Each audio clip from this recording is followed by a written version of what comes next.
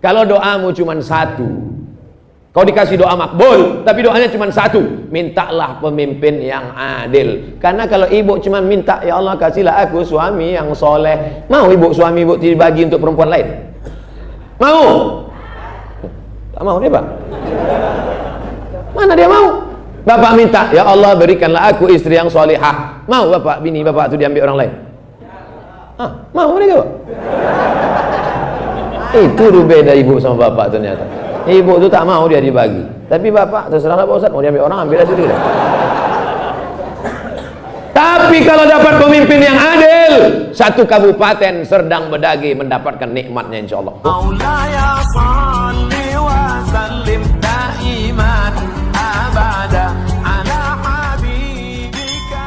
Yang pertama, ilmul ulama. Ini adalah ulama ini yang menulis-nulis ini ulama. Ulama bidang apa? Kaligrafi, ilmul ulama.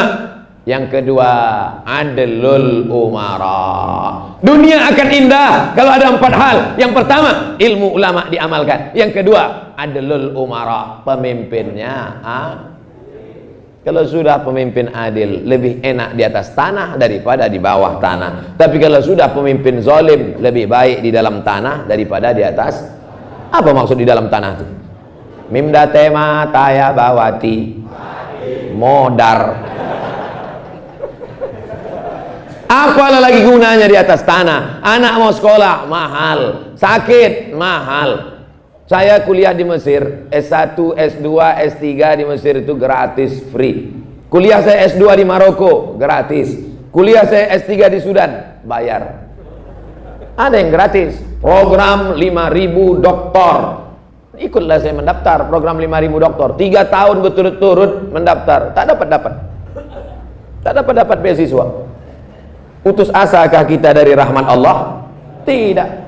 Pas saya masuk ke airport, ruang VVIP, very very important person. Masuk saya ke dalam, pas keluar dari WC, datang bapak-bapak. Ustaz Somad ya, kata dia. Tak yakin pula dia saya Ustaz Somad.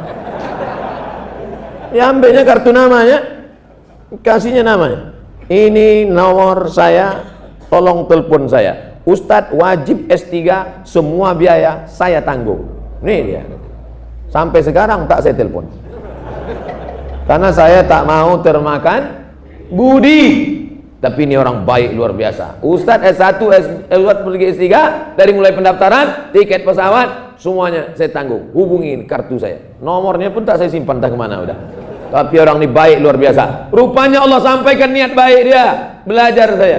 Selesai juga. Tak saya jatuh miskin gara-gara kuliah membayar.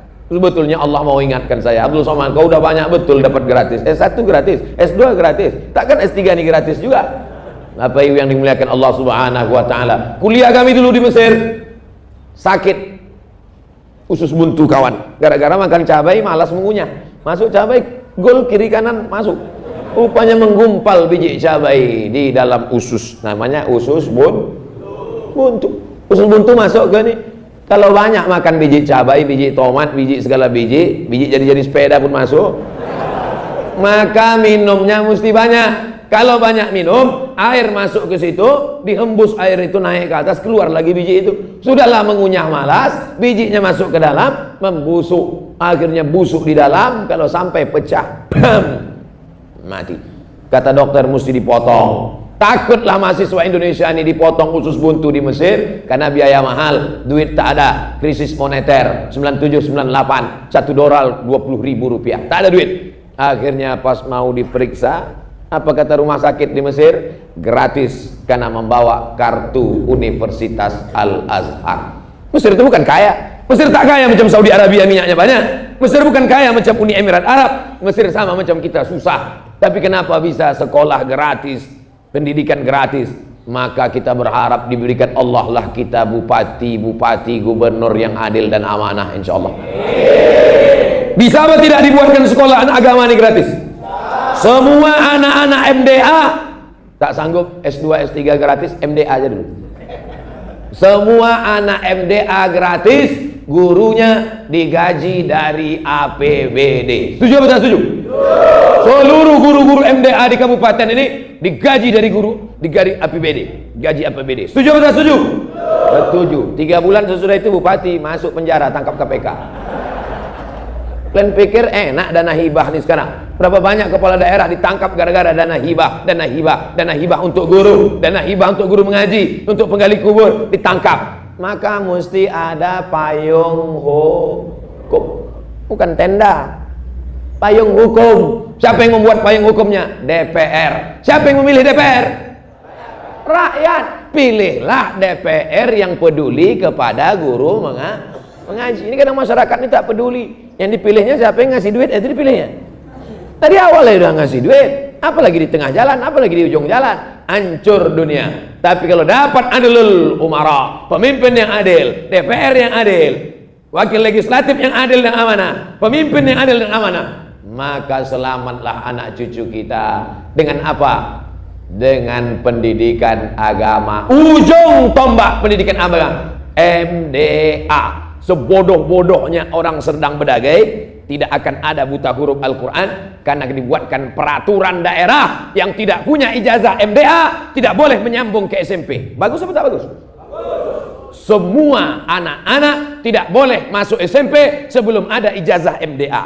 Semua anak muda, anak lajang tidak boleh menikah sebelum ada ijazah MDA. Pak, saya mau nikah. Mana KTP kau? Nih, mana akte kelahiran? Nih, mana ijazah MDA? Belum ada, Pak. Ah, sekolah MDA kau dulu.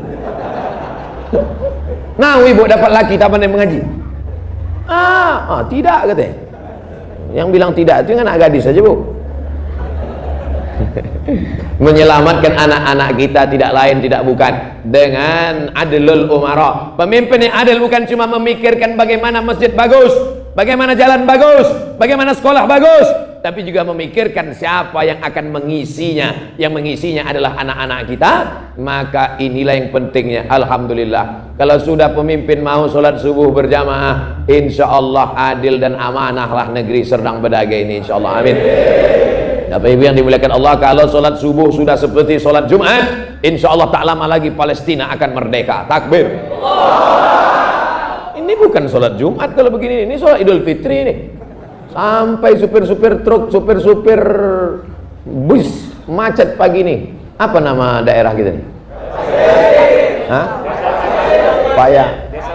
Paya Pasir. Masya Allah. Semua nanti orang dia bercerita, payah macet tadi di Paya Pasir. Ada apa? Entah apa kerja orang itu di masjid gitu. Supir-supir truk tuh menengok semua ke dalam kemari. Ini pelajaran, ini syiar supaya mereka tahu begitu di Paya Pasir. Aku kemarin lewat di Paya Pasir, orang sholat subuh berjamaah seumur hidup, gua kata supir-supir truk tuh. Baru itulah nengok orang sholat subuh seramai itu. Sampai kami jalan, terbuka pintu hatinya untuk sholat subuh berjamaah. Aku pun jadi ingat pula, aku asik menyupir aja, nanti lama-lama aku mati, siapa yang mendoakan aku? Terbuka pintu hatinya, sholat subuh dia. Tak perlu berceramah, tapi cukup dengan action lebih baik daripada orang mari sholat subuh, mari sholat subuh. Rupanya tak pernah sholat subuh ke masjid. Mana yang lebih bagus, cakap atau action? Action, nih langsung. Cuman maunya tadi tetap ada baleho tuh, ini balehonya hilang pula. Tapi insya Allah semua orang tahu bahwa kita sholat subuh berjamaah. Pemimpin yang peduli rakyat, pemimpin yang memperdulikan bagaimana bacaan Quran masyarakatnya dengan mendidik pendidikan agama, dengan menghidupkan MDA, penggali kubur diingat-ingat, orang memandikan jenazah dikenang-kenang, maka inilah yang akan menyelamatkan negeri kita. Allahumma rzuqna imaman adila, berikan kami pemimpin yang adil dan amanah. Di akhirat kita akan ditanya, pernahkah telinga kau pakai mendengar? Pernah. Pernah kau pakai mata menengok? Pernah. Tapi tangan juga akan ditanya, sudahkah kau pakai tangan kau ini mencoblos pemimpin yang adil dan amanah? Karena saat kita itu sedang bersaksi di hadapan Allah, aku bersaksi bahwa orang yang kupilih ini baik untuk agamaku, baik untuk masjidku, baik untuk pendidikan anak-anakku. Takbir. Tapi waktu mencoblos itu dalam hati aja. Waktu dalam takbir udah. Apanya kerja kau dalam itu? Al-yawma nakhtimu ala afwahihim, hari itu mulut terkunci. Wa tukallimuna aydihim, tangan akan bercakap. Wa tashhadu arjuluhum, kaki akan bersaksi. Surat apa itu? Yasin. Yang tak ingat Yasin, apa yang kau baca selama ini? Itu yang dibaca tiap malam Jumat itu. Cuman kadang orang tak ingat dia baca itu karena tak diingatnya. Saking seringnya udah baca Yasin. Turun jauh. Al-yawma nakhtimu ala afwahihim wa tukallimuna aydihim wa tashhadu arjuluhum bima kanu yaksibun. Waktu itu mulut terkunci, tangan yang akan bicara, kaki yang akan bersaksi atas semua yang pernah kau lakukan dulu. Bisa tak kita nih yang sudah mati dimakan cacing tanah hidup lagi? Innama amruhu idza arada syai'an ayyaqula lahu kun fayakun. Waktu membaca kun fayakun di surat Yasin itu pernah tak kita ingat mati kun fayakun? Banyak juga orang baca Yasin ini pas kun fayakun bukan dia ingat mati, menengok gulai. Innama kun fayakun. Mana bubur kacang hijau belum datang juga. Makanya innamal a'malu bin niat, segala sesuatu dengan niat. Niatnya mendekatkan diri kepada Allah, maka memohon kepada Allah. Kalau sudah kau dapat pemimpin yang adil, kenapa tak minta suami yang soleh? Kalau doamu cuma satu, kau dikasih doa makbul, tapi doanya cuma satu, mintalah pemimpin yang adil. Karena kalau ibu cuma minta, ya Allah kasihlah aku suami yang soleh, mau ibu suami ibu dibagi untuk perempuan lain? Mau? Tak mau dia, Pak. Mana dia mau? Bapak minta, ya Allah berikanlah aku istri yang solihah. Mau bapak, bini bapak itu diambil orang lain? Mau mereka, Pak?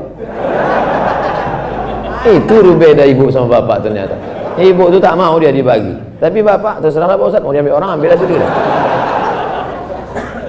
Tapi kalau dapat pemimpin yang adil, satu kabupaten Serdang Bedagi mendapatkan nikmatnya insya Allah. Penggali kubur mendapat nikmatnya. Kadang ada insentif tuh penggali kubur. Perhatikan penggali kubur. Udah berapa kali saya sebut penggali kubur nih. Kenapa? Banyak orang tak peduli pada penggali kubur. Padahal nanti itulah yang akan menggali kubur dia. Ada yang bisa menggali kubur sendiri? Ada itu filmnya, Pocong Menggali Kubur. Saudaraku yang dimuliakan Allah Subhanahu wa taala. Habis 30 menit. Yang pertama, ilmu ulama. Yang kedua, adlul umara. Masuk yang ketiga. Apa dia? Sakhaul aghniya. Orang kaya yang suka nyumbang. Sekarang banyak juga orang kaya yang suka nyumbang lagu. Masalah ada pesta, dia yang nyumbang, naik dah ke atas dengan sawer duit. Orang-orang kaya yang macam begini ini kita doakan supaya cepat bertobat. Karena sampai masanya nanti, hai orang-orang kaya kau mati, rumah besar yang kau bangun tuh habis diambil istrimu sama suaminya yang baru, berondong. Dijualnya mobilmu, dijualnya tanahmu, dijualnya sawitmu, dijualnya rumahmu, kawin dia dengan suami yang baru, umurnya 17 tahun. Dibelikannya motor Kawasaki Ninja yang knalpotnya sudah dihitan 2 kali. Sore-sore jalan-jalan ya, dipegangnya pinggang suami yang baru tuh kuat-kuat, saking kuatnya tak bisa lagi nunjuk. Suaminya nanya, mana makam suami kau yang lama? Pakai kaki nunjuknya. Semua akan tinggal, harta benda tinggal, semuanya tidak dibawa mati. Tapi apa yang dibawa mati? Nih, tanah tapak masjid Paya Pasir nih. Siapa yang mewakafkan tanah tapak masjid Paya Pasir nih? Inilah orang yang paling beruntung. Betul? Kenapa begitu? Semua orang yang lalu lalang dari Medan ke Tanjung Balai, dari Jambi mau ke Aceh, semua yang lewat di sini, pas mereka mampir ke masjid, Allahu Akbar, Allahu Akbar, mampir mereka ke dalam. Pas saya mampir ke masjid, saya tengok kosong. Rupanya singgah-singgah itu cuma numpang kencing aja. Maka tulislah di situ baliho buat sholatlah berjamaah, jangan ke masjid cuma numpang kencing, guys. Udah numpang kencing, masuk duit kerincing 1000 perak. Itu besar tulisan dulu. Jangan buang sampah sembarangan. Itu udah selesai lama itu. Buat di sampingnya itu ada baru lagi. Jangan cuman mampir ke masjid untuk kencing, ingat sholat. Buat gambar peti jenazah besar-besar. Bisa mobil dibawa mati? Bisa. Mobil yang mana? Datang kemari, serahkan ke pengurus masjid. Pak, mobil ini kuwakafkan ke masjid untuk ambulan membawa jenazah. Karena jamaah tak sanggup lagi mikul. Banyak yang mati ini gemuk-gemuk. Yang gemuk jangan tersinggung. Kita bicara menurut medis. Yang paling banyak sakit orang gemuk apa orang kurus? Bukan saya yang bilang, jamaah yang bilang. Sumber segala penyakit, al-ma'idatu baitu kulli da. Sumber dari penyakit adalah lambung. Ma'akal tafa'afnaita, yang kau makan busuk. Kalau sudah busuk menimbulkan bakteri penyakit. Ustadz makan banyak. Tengok sendirilah. Saya ini kalau diundang jamaah, makan sini, makan sini, makan sini, makan sini, makan. Saya cicip-cicip aja sedikit. Banyak jamaah itu ikut-ikut pula saya. Diambilnya saya tengok nasi sedikit. Kenapa kau ambil sedikit? Ustadz sedikit. Aku sedikit. Ini udah yang ketiga kali udah. Bapak Ibu yang dimuliakan Allah Subhanahu wa taala. Kulu. Makanlah, silakan makan. Wasrabu, minumlah, silakan minum. Wala tusrifu, jangan berlebih. Makan itu untuk menegakkan tulang belakang. Asal udah tegak belakang, selesai. Makanya kalau ada bapak ibu nanti yang sarapan banyak betul, ditanya sama bininya, "Bang, kata Ustaz Somad tadi kan makan jangan banyak-banyak." Adinda, abang kalau tak sebanyak ini tak tegak tulang belakang. Ini hanya untuk menegakkan tulang belakang aja nih. Apa maknanya? Yang kau makan busuk, yang kau pakai lapuk. Yang kau pakai lapuk, peci lapuk, jilbab lapuk, baju kurung lapuk, baju teluk belanga lapuk. Ada orang Islam mati bawa seragam? Ada? Belum pernah lagi. Lama hidup banyak dirasa, jauh berjalan banyak ditengok. Lama sudah saya ikut sholat jenazah, tetap juga dibuka pakaian kehormatan, kebesaran, kehebatan. Baju kebesaran, tahu baju kebesaran? XL ukurannya. Kebesaran. Tinggal peci kesayangan nih, tinggal. Udah berapa kali orang minta nih, tak saya kasih. Tinggal jam, tinggal cincin, tinggal semuanya tinggal. Digulung pakai kain selapis, 2 lapis, 3 lapis macam dodol Garut. Masuk ke liang lahat, ditempelkan hidung nih Pak. Menanamkan jenazah, kepala di sini, kaki di sini. Hadapkan wajah ke arah kiblat. Digali lubang, dihadapkan wajah ke kiblat, diciumkan hidung. Maka pocong itu dibuka. Pocong itu kan buka talinya, ditempelkan hidung nih ke tepi tanah tuh. Mana tahu nanti kalian disuruh orang masuk, sebagus-bagusnya yang masukkan ke dalam tuh anaknya menyolatkan, anaknya menempelkan, masukkan ke dalam liang lahat, merengkan jenazahnya, maka dikasih bulat-bulat tanah itu, tanah yang bulat-bulat tuh untuk menempel di belakang. Bukan bantal. Kalian pikir walaupun bantal mahal-mahal di rumah, waktu mati nanti yang menempel pundak kita tuh, yang mengganjal di bawah kita tuh bantal, tanah Pak, tanah. Supaya tak tumbang jenazah. Begitu ditempelkan, jatuh, pecah pula tanah itu. Berat kali dia 120 kilo. Ditempelkan. Dulu kau menyiksa cacing. Asal hari Ahad mau mancing, gali tanah ambil cacing. Mau nangis cacing itu dicucuknya begitu.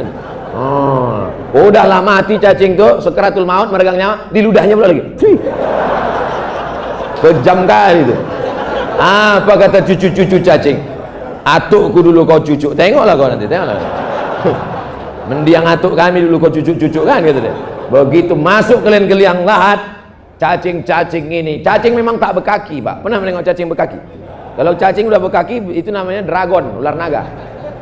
Cacing tak berkulit, itulah maka cacing tinggal dalam tanah, karena dia tak berkulit, tak bisa dia di atas tanah, tersiksa. Ini banyak yang menyiksa cacing, digali tanah, letakkan cacing di atas tanah, menggeliatlah cacing tadi.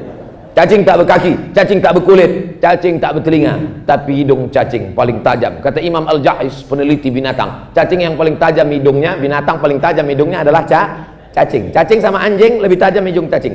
Kenapa Pak polisi tak memakai cacing di airport? Untuk mencium narkoba.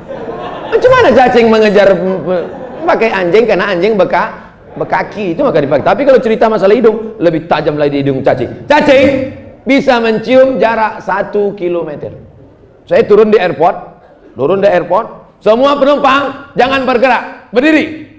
Datang Pak polisi bawa anjing herder, bawa anjing keliling, diperiksa cacing, diperiksa. Saya paling khawatir jangan-jangan ada pula menyelipkan narkoba seperti itu. Tajam, tapi ada yang paling tajam hidungnya adalah cacing. Berapa jarak penciuman cacing? 1 km.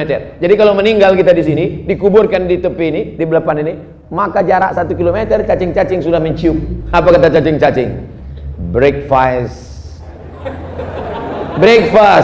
Sarapan sudah siap, kata cacing-cacing. Hari ini yang dijaga adalah badan. Dari mulai ujung tumit sampai ujung ketiak. Tengoklah iklan-iklan di TV itu. Tumit Anda retak-retak, oleskan pelembab.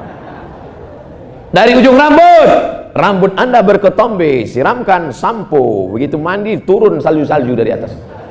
Semuanya akan menjadi makanan cacing tanah. Mana yang kekal abadi, Pak? Yang ketiga, sahaul aghnia, orang kaya yang memberikan kosen pintu ini dulu, yang memberikan kipas angin ini dulu, yang memberikan lampu-lampu, yang menyumbangkan jam, yang memberikan kaligrafi yang indah, yang memberikan karpet. Saya ceramah di salah satu masjid, saya tengok karpetnya tebal, begitu diinjak akan tenggelam kaki kita. Pas di tengah perjalanan ceramah, masuk kertas, tertulis, Ustadz tolong penggalangan dana, karpet belum lunas. Masjid Paya Pasir memang sederhana, tapi tak ada utang, betul? Nah, betul, tanya dulu pengurus. Bapak Ibu yang dimuliakan Allah Subhanahu wa taala, masjid bagus, kamar mandi bagus, cantik, indah di tepi jalan. Beruntungnya yang punya tanah ini dulu. Saudaraku yang kalian punya tanah di pinggir-pinggir jalan ini, maka bangunlah masjid. Di sini sudah ada masjid, di tempat-tempat lain. Kupesankan kepada kalian semua yang punya tanah yang kaya-kaya, bangun masjid, buat MDA, buat sekolah. Ulang 3 kali, yang kaya-kaya bangun masjid, buat MDA, mati kalian. Itulah yang menerangkan kubur, membuat alam barzah terang benderang di tengah malam. Orang membaca Quran, mengaji, pondok pesantren. Tapi yang lain-lain akan diambil. Ibu-ibu yang punya gelang, punya rantai, punya subang, punya anting, dapat gaji 13, beli cincin. Dapat gajian, beli cincin. Dapat lagi, beli gelang. Dapat lagi, beli rantai. Disimpan di dalam laci lemari, begitu dibuka bergelimang emas permata, meninggal dunia. Siapa ngambil? Saya bukan mau menghasut ibu supaya benci sama bapak, cuman waspada-waspada aja. Saya bukan provokator, saya cuma mau mengingatkan, wa tawasau bil haq wa tawasau. Ingat-ingat Bu, balik dari sini rapi-rapikanlah. Bukan maksud saya balik dari sini nanti bapak minta buatkan teh manis. Mama, mana teh manis papa pagi ini? Abang buat aja sendiri. Patutlah abang tengok-tengok cincinku itu selalu ya. Singkat cerita ibu pun mati. Gelang tinggal, cincin tinggal, subang tinggal, anting tinggal, rantai tinggal. Siapa megang? Mana mungkin orang lain megang? Pasti bapak tuh yang megang, karena kunci siapa punya dia kan? Dia megang. Nikah dia lagi. Apa kata bini yang baru? Cantik ya bang, cantik ya, kata. Ibu dimakan cacing tanah di kubur. Kalau mau beramal, balik dari sini, ambil gelang, ambil rantai, ambil subang, ambil anting, serahkan untuk pembangunan masjid. Berkumpul ibu-ibu semua. Ibu-ibu, namanya ikatan ibu-ibu siap mati. Sudah aku sampaikan ya Allah, sudah aku sampaikan ya Allah, sudah aku sampaikan ya Allah. Tak juga mereka percaya. Tengok aja nanti kalau kalian tak percaya. Saudaraku yang dimuliakan Allah Subhanahu wa taala. Nih ayatnya ditulis, idza qudiyatis shalah. Kalau kalian sudah salat, itu di atas, di atas. Idza qudiyatis shalah, kalau kalian sudah salat, fantashiru fil ard, bertebaranlah kalian di atas muka bumi. Untuk apa? Wabtaghu min fadlillah. Pas fadlillahnya di bawah. Carilah rezeki karunia Allah. Tapi waktu mencari rezeki itu, wazkurullaha katsira. Waktu mencari rezeki banyak-banyak berzikir mengingat Allah sambil mencangkul dengan Allah. La ilaha illallah, la ilaha illallah, la ilaha illallah. Makanya berkah dulu.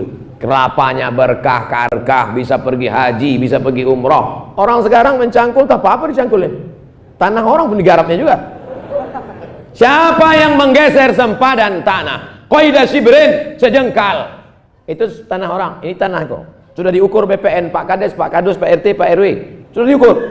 Pas tengah-tengah malam ditengoknya tak ada orang, digesernya sempadan tanah. Pak polisi tak tahu, BPN tak tahu, geser sempadan tanah. Sejengkal kau geser, tuwiqa, dililitkan di lehermu 7 lapis tanah ke bawah melilit leher. Alhamdulillah Pak Ustadz, kami di Paya Pasir ini tak pernah menggeser sejengkal. Jadi 2 meter. Tahankan. Makanya berapa banyak jenazah, belum lagi orang balik ke rumah sudah menyempit liang lahat. Pernah Bapak menengok? Menyempit. Itu liang lahat mengukurnya tidak pakai meteran. Mengukur meteran tidak pakai, mengukur liang lahat tak pakai meteran, tapi pakai bambu. Kenapa pakai bambu? Karena kalau pakai meteran takut disalahkan tukang penggali kubur. Begitu dibawa jenazah kurang, gali lagi. Kenapa kurang? Padahal udah diukur betul. Kenapa? Menyempit tanah tuh, saking tak sabarnya. Kata tanah tuh, masuklah, masuk. Digali, menyempit lagi. Digali, menyempit lagi. Sudah jam 6 sore, sudah mau gelap matahari. Apa kata panitia penanaman jenazah? Udahlah, pijakkan aja ke bawah. Pada malam kuburan. Oleh sebab itu yang mengukur-ukur tanah ini, yang banyak tuan-tuan tanah, kita semua akan menjadi tanah, terbuat dari tanah, balik ke tanah, akan menjadi santapan cacing. Yang disombongkannya apa? Apa kata Sayyidina Ali? Sayyidina Ali radhiyallahu anhu, yang disombongkan manusia ini apa? Awaluhu nutfah, akhiruhu jifah. Awaluhu nutfah, akhiruhu jifah. Itulah manusia, itulah hakikat manusia. Awalnya sperma, ujungnya bangkai. Manusia itu awal akhirnya, awalnya sperma, ujungnya bangkai. Kalau malaikat bukan dari sperma, malaikat dari nur cahaya, setan dari nar api, manusia dari sperma. Ada yang sini dari api, angkat tangan biar tahu saya membaca ayat kursinya.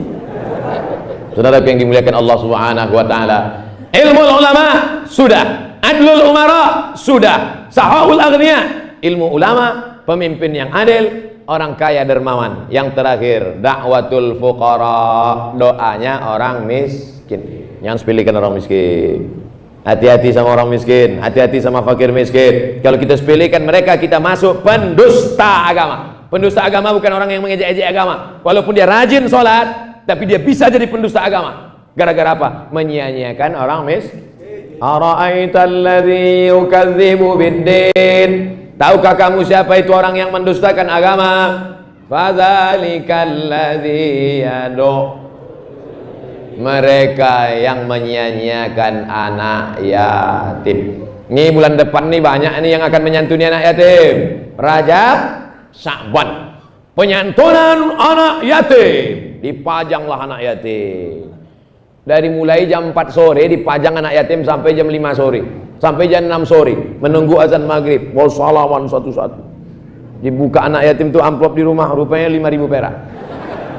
Kalian sudah menyiksa anak yatim, menyanyiakan anak yatim, menyantuni anak yatim bukan dipajang, bukan begitu caranya. Bagaimana cara menyantuni anak yatim? Pergi ke sekolah, tanya Pak Kepala Sekolah, berapa anak yatim sini? Anak yatim di sini ada 15 orang. Berapa yang belum bayar uang sekolah? Coba tengok daftar mana yang menunggak. Ini Pak, bayarkan dia. Anak yatim ini kulunasi 12 bulan untuk dia. Buat surat keterangan. Anak yatim sudah lunas. Siap? Begitu cara menyantuni anak yatim.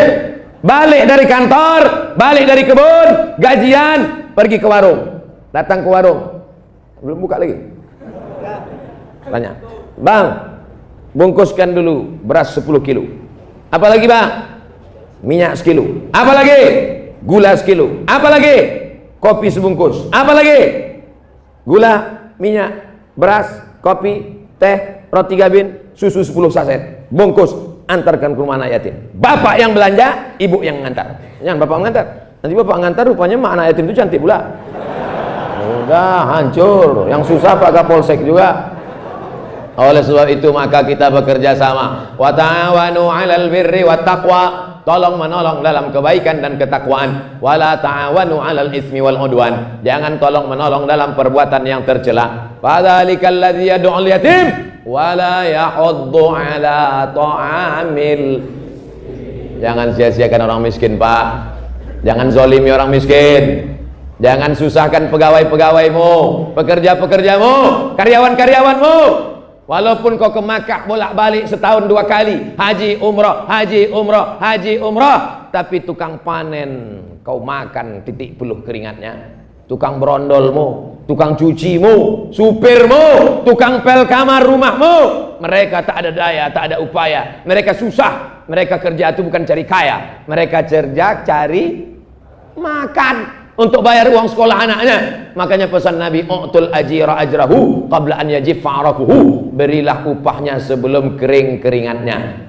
Tapi jangan pahami itu tekstual. Nanti asal tengok berkeringat bayar, asal tengok berkeringat bayar. Itu maksudnya segera bayarkan gajinya. Ada orang nanti yang mati menghadap Allah Subhanahu wa taala bisiyamin, puasanya banyak. Wa zakatin, zakatnya banyak. Wa hajjin, hajinya banyak. hajinya banyak, puasanya banyak, sholat sunatnya banyak, tapi tak masuk surga. Gara-gara apa? Gara-gara zolim, aniaya, suka makan keringat orang, memakan jerih payah orang, memakan duit gaji orang. Na'udzubillah, bayar, senangkan hati orang. Idkhalus surur fi qulubil mu'minin, menyenangkan hati orang. Jangan siksa orang, jangan aniaya orang. Kenapa dia masuk neraka ya Allah? Akala mala haza, memakan harta orang. Wasafaka dama haza, menumpahkan darah orang. Wa daraba haza, menempeleng orang. Wasatama haza, mencaci maki si fulan. Wa qazafa haza, menuduh tanpa bukti. Fitnah, aniaya, zalim, sepele. Jangan kau sangka orang miskin itu susah melarat di dunia. Di akhirat boleh jadi dia lebih dulu masuk surga 500 tahun daripada kita. Pejabat-pejabat, orang kaya di dunia enak, tapi sebentar. Di akhirat boleh jadi hisapnya lebih lama. Tapi insya Allah yang hadir ini semuanya insya Allah masuk surga. Man qala la ilaha illallah Muhammadur Rasulullah dakhalal jannah. Siapa yang mengatakan la ilaha illallah Muhammadur Rasulullah dakhalal jannah, dia pasti masuk surga. Semua yang hadir ini sudah mengucapkan la ilaha illallah Muhammadur Rasulullah. Betul? Tadi berapa kali dia katakan asyhadu an la ilaha illallah, asyhadu an la ilaha illallah. Azan 2 kali, iqamat asyhadu an la ilaha illallah, asyhadu anna Muhammadar Rasulullah 3 kali. Kapan lagi? Waktu sholat. At-tahiyatul mubarakatuh salawatu thayyibatullah, assalamu alayka ayyuhan nabi wa rahmatullahi wabarakatuh, assalamu alayna wa ala ibadillahi sholihin, asyhadu an la ilaha. Jadi sudah berapa kali kita bersyahadat subuh ini? 4. Tahiyatul masjid 2, qabliyah subuh. Oh, apa pula 4? Ya maaf, ini 4 kata dia. Azan subuh 2, iqamat 1, tahiyatul masjid 1, qabliyah 1, salat subuh 1. 7. Kapan lagi? Waktu berdoa. 7. Itulah makanya kita disuruh sholat subuh sebelum matahari terbit. Sudah 7 kali kita melaksanakan mengulang syahadat. Orang yang mau nikah disuruh ulang syahadat. Pak, bersyahadat balik ya. Ya. Asyhadu an la ilaha illallah, asyhadu an la ilaha illallah, asyhadu anna Muhammadar Rasulullah. Aku nikahkan engkau dengan anakku dengan mahar sebentuk cincin emas tunai. Siap. Rupanya tentara selalu menantu. Kenapa disuruh ulang bersyahadat balik? Karena khawatir mungkin dia tadi melakukan perbuatan dosa maksiat, imannya tercabut. La yazni zina yazni, la yazni zani hina yazni wa huwa mu'min. Ada orang ketika berzina maka imannya lepas. Wala yashribu syaribu hina yashrabu wa huwa mu'min. Ada orang yang pakai sabu-sabu, pakai narkoba, minum khamar, imannya lepas. Wala yasriqu sariqu hina yasriqu wa huwa mu'min. Ada orang yang mencuri, imannya lepas. Orang korupsi, imannya lepas. Ayun zaul iman. Apakah iman itu bisa lepas? Ya. Macam mana iman lepas? Syabbaka baina asabihi, dijalinnya jari jemarinya, tsumma naza'ahu, dicabutnya. Hakadha ayun zaul iman. Beginilah iman itu lepas dari badan. Ini iman, ini badan. Beginilah iman itu lepas dari badan. Kapan iman bisa masuk balik? Hina taba, ketika dia bertaubat, iman masuk lagi ke dalam badan. Maka kita pun banyak-banyak bertaubat, bukan tauco. Astaghfirullah Rabbal baraya, astaghfirullah minal khataya. Banyak-banyak beristighfar. Dosa kepada Allah insya Allah lepas dengan istighfar. Tapi dosa kepada tukang sapu kita, dosa kepada tukang bersih WC, dosa kepada tukang panen sawit, dosa kepada tukang potong karet, dosa kepada supir pembantu tukang pel, dosa kepada tukang cuci, tukang setrika, bisa kita minta ampun kepada Allah? Mana bisa? Menangis di pintu Ka'bah, ampunkan dosaku kepada pembantuku, tukang pelku, tukang panenku. Mana bisa? Minta maaf, bayar gajinya, belikan kainnya, senangkan hatinya, meleleh air matanya. Kasihkan nasi bungkus ke anak yatim fakir miskin. Waktu dia makan nasi itu meleleh air matanya. Disitulah turun rahmat Allah. Meleleh air matanya, meleleh pula rahmat itu turun dari langit ke dalam rahmat Allah Subhanahu wa ta'ala. Pak Ustadz, saya asal ngasih makan anak yatim meleleh air matanya. Kenapa? Rupanya gula itu pedas betul. Bukan air mata yang itu. Air mata haru karena mendapatkan kebaikan. Insya Allah yang 4 ini kita amalkan. Siap? Tak ada guna banyak mengaji kalau tak diamalkan. Pertama, ilmu ulama. Kedua, pemimpin yang adil. Ketiga, orang kaya dermawan. Yang keempat, doa fakir miskin diharapkan selalu. Makanya kalau jumpa fakir miskin, doakan saya, doakan saya. Kenapa pula kita minta doa dia? Kalau memang doa dia makbul, kenapa tak dia berdoa aja untuk diri dia? Iya juga Pak Ustaz. Izhab biqamisi haza, bawalah bajuku ini supaya dicium oleh bapakku Yakub. Nama anaknya Yusuf. Yakub tak bisa menengok buta. Bawalah bajuku ini, kasihkan ke Yakub. Nanti dicium Yakub, ya'ti basira. Setelah diciumnya, biji matanya akan terbuka. Apa makna cerita kisah ini? Yakub itu kan nabi kan? Kenapa tak Yakub aja langsung berdoa? Itulah perlunya kita minta doa orang lain. Yakub nabi, tapi dibukakan Allah biji matanya karena doa Nabi Yusuf alaihi salam. Tak tahu tak dari mulut yang mana doa ini dikabulkan Allah subhanahu wa ta'ala. Dia miskin bukan berarti dia dihinakan Allah, tapi dia sedang diuji Allah. Sabarnya dengan kemiskinannya. Kita kaya belum tentu kemuliaan Allah. Boleh jadi kekayaan itu azab. Ada kaya harta dalam bentuk azab, namanya sanastadrijuhum, kami mainkan mereka dengan istidraj. Wa umli lahum, kuulur mereka dengan nikmat. Umurnya dibuat panjang, rezekinya dibuat melimpah, badannya dibuat sehat, tapi sebenarnya bukan nikmat tapi azab. Apakah sehat kita hari ini nikmat apa azab?